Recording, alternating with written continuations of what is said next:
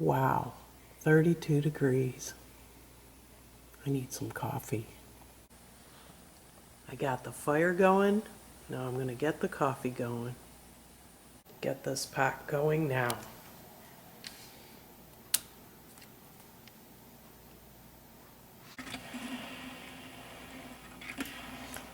I have my big pumpkin mug because I'm going to try these Etna Classic pumpkin donuts. I'm only going to have half.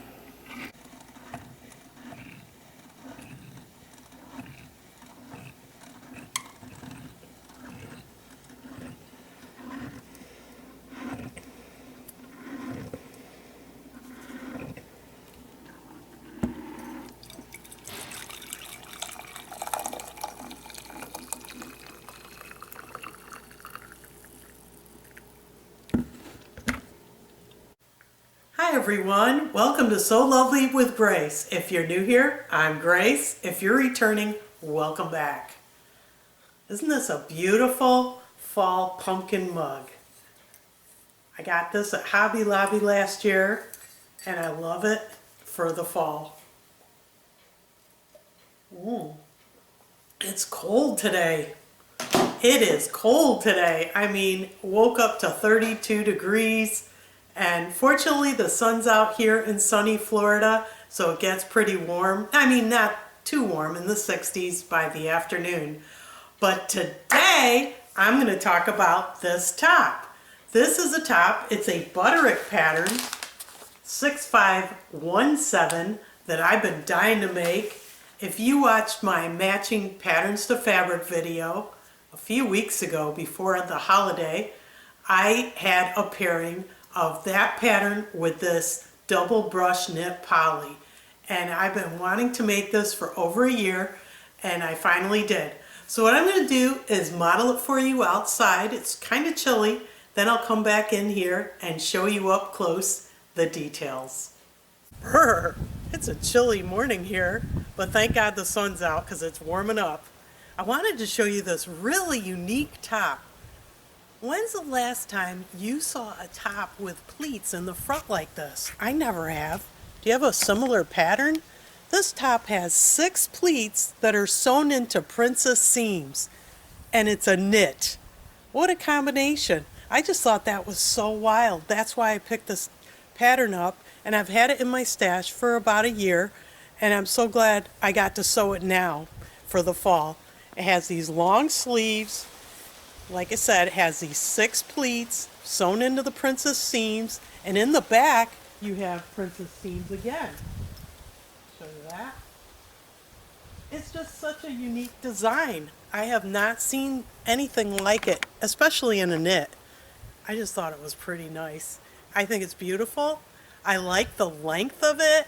It goes down to your hips, and it has good coverage. I paired it with these white jeggings. We're in Florida. I still wear white. I don't follow fashion rules. Who makes these rules anyway? I make my own rules. And I'm wearing these gray, I don't know what you call these, little wedge shoes.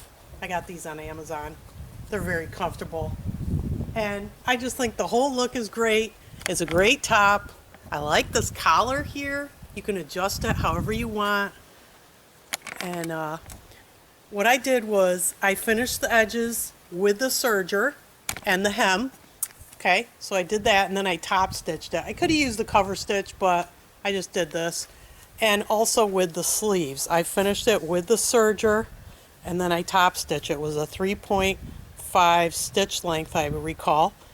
And it came out great.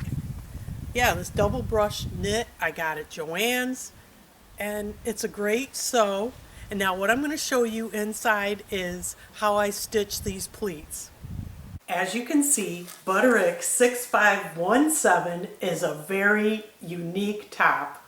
It has a lot of style, a lot of details, and what is most prominent about this design are the 6 pleats in the front.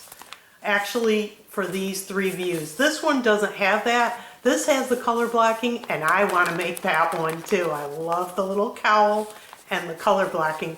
But for this top that I made today. I made the blue one because she has a curve here, and I did the curved finish at the edge with the 6 pleats, and I cut a size 16. And let me just show you the line drawings quickly here. Let me pull them out. Right here. Look at that, beautiful design. So you have the full long sleeve, you have 3/4 length sleeve, and then you have the color black view, which I love. I think they're great views. I cut a size 16. So what I want to show you now is how I made the pleats. Now step 3 is where we're going to make the pleats. It says to make pleats in right front on outside, crease along the lines of small circles, bring creases to lines of large circles, based. So there are 6 pleats on the front of this top. If you look at the model, the yellow is a better picture. That's what we want to achieve. I'm doing view C, which is the same. So on the fabric that I have, I did 2 pleats already. So I'm going to show you how I folded these up. There's the lines I did with a tracing wheel, and to fold them up and press. This is piece 1, and what I did was I traced size 16 with these 6 pleats. I just used a tracing wheel to see the lines on the fabric, and this is piece 1. Here are 2 pleats that are ready to be sewn and basted, but I just want to show you how I'm doing this. I folded these up and pressed and then pinned. I'm going to zoom in so you can see the marks in red. There are the marks in red. And all I do is, get this bottom line here and bring it up, the small to the large circle. Just match it up, and then I line it up sideways, just like that. Okay, so that's the 3rd pleat. I'm just going to place a pin here for now. And I grab the iron.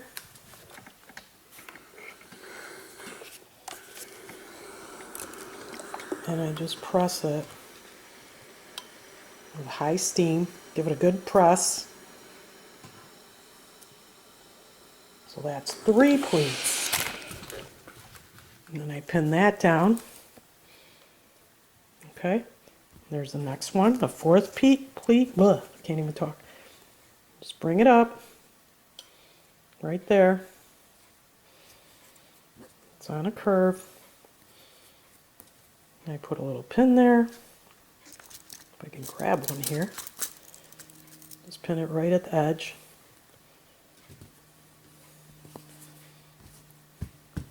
I'm going to press this one now.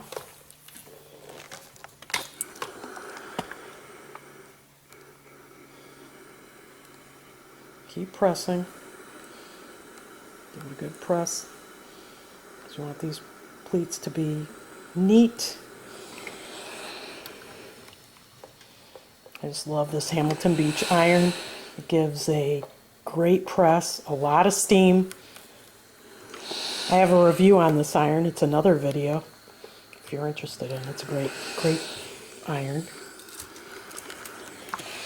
So that's 4 pleats. So I'm going to continue with the last 2 and baste. Now it may look like a lot of pins, but that's okay. What I'm going to do for the basting is, for each pleat, I'm going to baste at the very top of each pleat, so 5.0 stitch length, and then after I do that I'm going to baste down the side to hold all the pleats together. Then I can pull them out later. Here are all 6 pleats basted. I hope you found that segment helpful on how to put in the pleats. It's pretty universal, so if you ever put in pleats on any garment, that's pretty much the basic steps that apply. And I also have the fabric. This is the fabric. It's a double knit brush poly that I got at Joann's. They might still have it. I know my Joann's did in Ocala. And you could try it out, but it's great. It's nice and soft and it's wonderful. Now, I also wanted to talk about another pattern. This was before Thanksgiving. I did some sewing. Annabelle, my granddaughter Annabelle, who lives in New York, she texted me and said, Nana, can you make me a dress? And she went to the Simplicity website and picked out a pattern. And I was so excited, but I was kind of like, whoa, I got to make her a dress for Thanksgiving. I don't have a lot of time. And I got this pattern. She wanted me to make her this view. I think it's View A. And it's Simplicity 9862. The girls' dresses.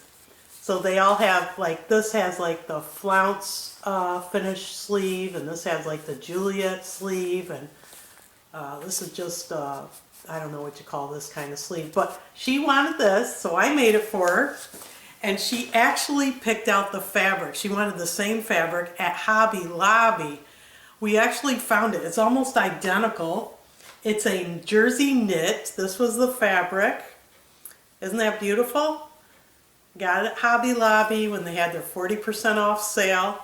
And what happened was, when I was at Hobby Lobby, I saw another fabric. And of course, I said, oh, I got to make two dresses. I want to make her one for Thanksgiving, which is that floral knit, and one for Christmas.